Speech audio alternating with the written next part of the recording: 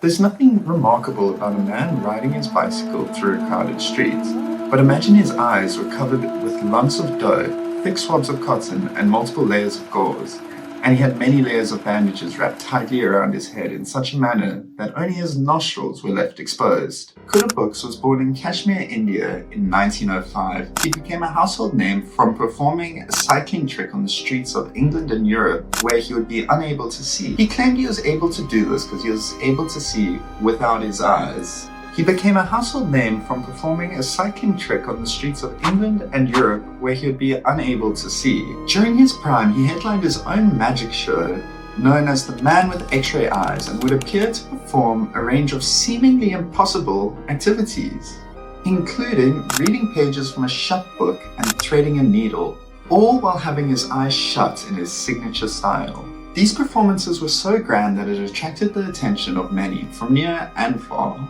including Roald Dahl, who wrote a short tale based on books dubbed The Wonderful Story of Henry Sugar, which has now been made into a Wes Anderson film.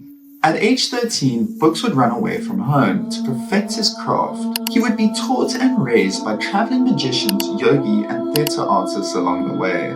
However, in 1935, he sailed to England where he believed there was a higher demand for Eastern magicians and their tricks. Many Indians cashed out with the West fascination for magical talents, and Bux was one of those magicians.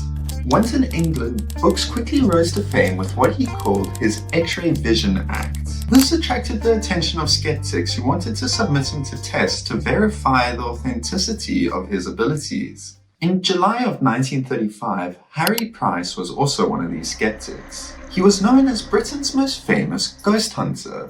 Price and his team would subject Bux's X-ray vision to multiple tests. Price came prepared with surgical bandages, adhesive tape, and pads of cotton wool, and a special tie-on mask, composed of 2 thicknesses of heavy black cotton, between which was a layer of cotton wool. After Bux was able to successfully read with the bandaging on, a doctor redid his bandaging. Despite this, Bux was still able to read a note placed on a table behind him while fully blindfolded, and thus the testing concluded.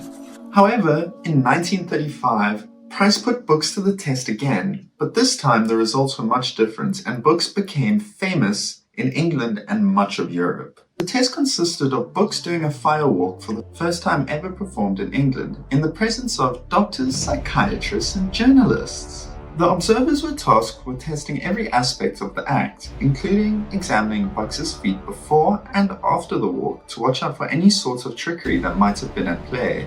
A pit was dug and filled with wood, charcoal, paraffin, and newspaper that was to be set alight. And believe it or not, the whole ordeal was actually recorded and has since been uploaded to YouTube.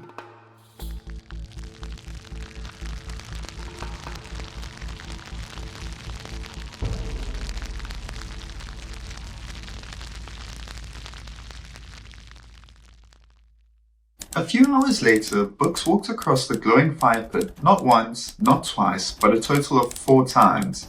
Price noted that there was not a suspicion of a blister on his feet. However, 9 days later, and with the presence of more witnesses, Bux walked across a fire pit twice that was hot enough to melt steel. Bux's feet remained unscathed, leading Price to hypothesize that there was some obscure relationship between physical and mental forces that helps to make him immune from injury.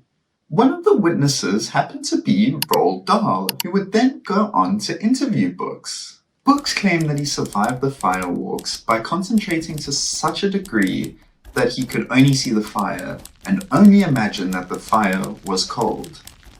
He claimed that this inner sense of sight also helped him to perform his X-ray vision act, and that he honed these skills by concentrating the conscious mind through exercises that a yogi had taught him when he was a teenager. These activities involved staring at the black spots of candle flame until everything around him disappeared and he could fully visualize the face of the person that he loved the most, his brother. After practicing the candlelight exercise every night after 11 years straight, Bux realized at the age of 24 that if he shuts his eyes and concentrates immensely on something, he thought to himself, I can see vaguely dimly the outline of the object that I am looking at.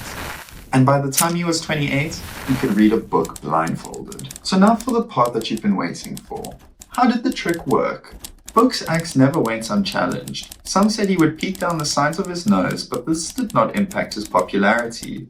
Over the years, Bux gave differing accounts of how the trick worked. He told researcher Harry Price that he used his nostrils to see. He once noted that any piece of exposed skin was all he needed to perform the trick.